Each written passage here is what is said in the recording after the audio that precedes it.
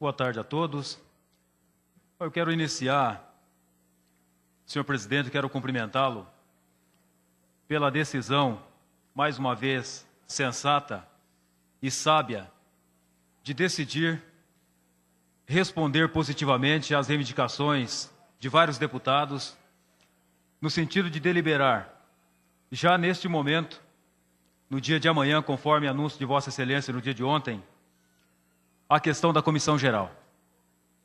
Eu entendo que essa decisão de Vossa Excelência enobrece em muito esta casa e certamente constrói aquela agenda, inicia construindo aquela agenda positiva que Vossa Excelência tem a disponibilidade, a disposição de fazer.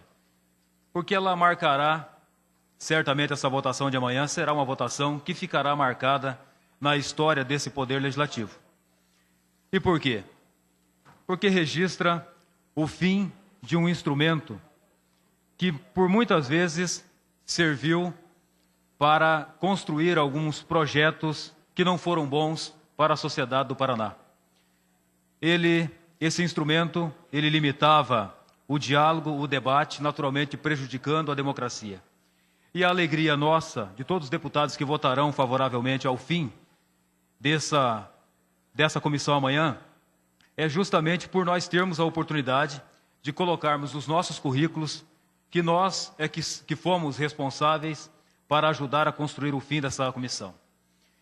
E isso nasce, o fim dessa comissão geral nasce onde? Justamente numa votação que foi também histórica e a mais polêmica, acredito que talvez quase que de todos os tempos da Assembleia. E aí vem algo de bom, como tudo que nós fazemos, como tudo que nós vivemos e que não é tão bom que foi essa questão desse pacotaço que foi discutido, essa é a lição que fica. Recolhemos um bom fruto dessa situação quando decidimos por dar fim nessa comissão geral. Essas matérias que nada mais serviram do que para nos oportunizar um aprendizado. Aprendizado ao governo e aprendizado aos deputados dessa casa. Ao governo, uma lição de como não conduzir e como não fazer um projeto. Uma lição de como respeitar as pessoas que são atingidas por um projeto. De como ter um pouco mais, às vezes, de humildade para aceitar debater e aceitar ouvir as pessoas que se manifestam do lado contrário e também as pessoas que se manifestam do nosso lado e que, às vezes, a nossa prepotência não faz com que acreditemos que algo que nós estamos fazendo pode não ser o mais acertado. E, no meu entendimento, foi isso que aconteceu com o governo e fica uma grande lição. Aos deputados, naturalmente, uma grande lição que fica que a única coisa que resultou essa casa foi ônus, que não houve benefício nenhum, só prejuízo. E o governo tem toda uma estrutura, uma máquina que com mais facilidade reparará o dano que a ele foi causado. Já os deputados ficam com essa mácula, com certeza, por mais tempo e de maneira muito mais forte do que o próprio governador.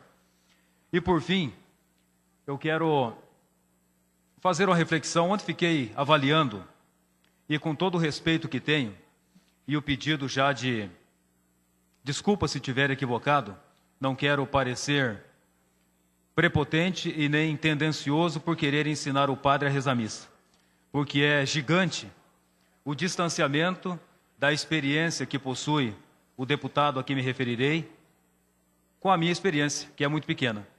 Mas no meu pequeno entendimento, na minha pequena experiência, eu entendo que a manifestação, a fala do deputado, do líder do governo ontem, o deputado Romanelli, no meu entendimento ela foi bastante inoportuna e infeliz.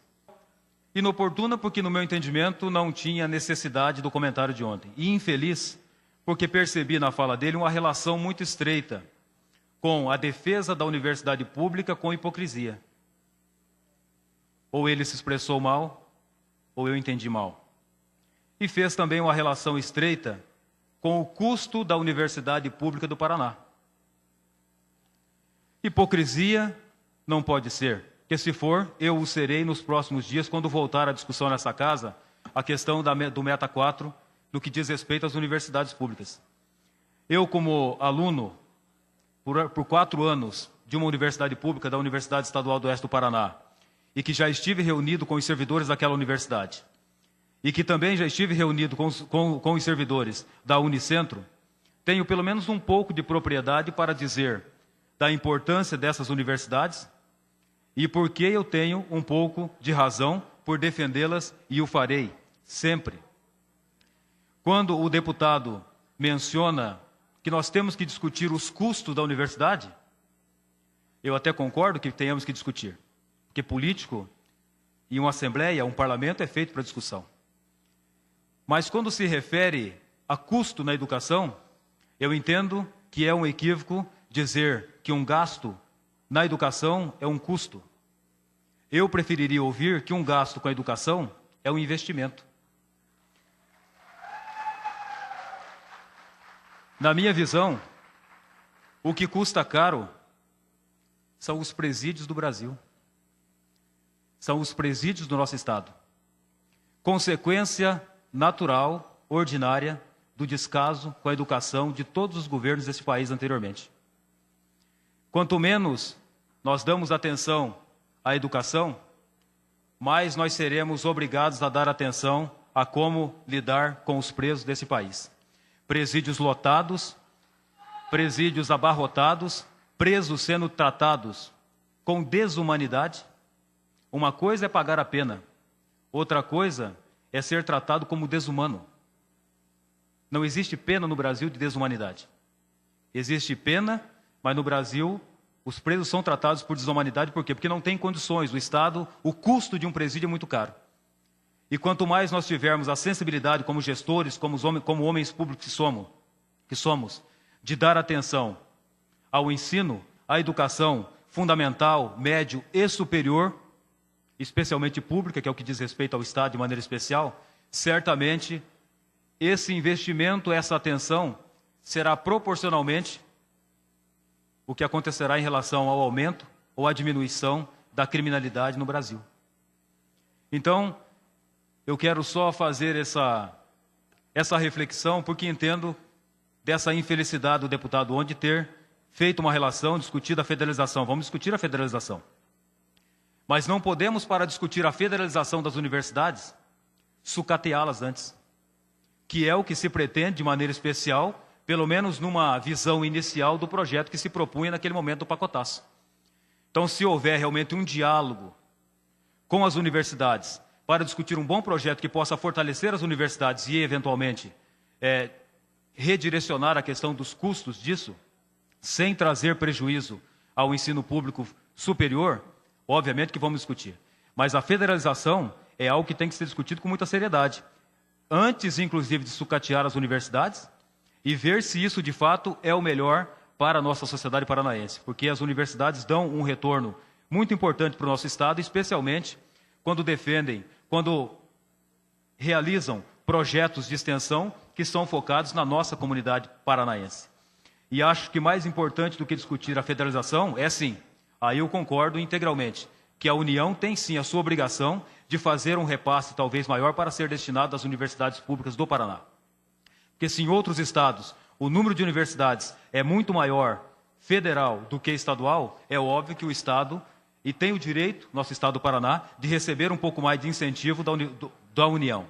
Mas não discutir a federalização depois de sucateada e antes mesmo de discutir um repasse do governo sem necessariamente federalizar.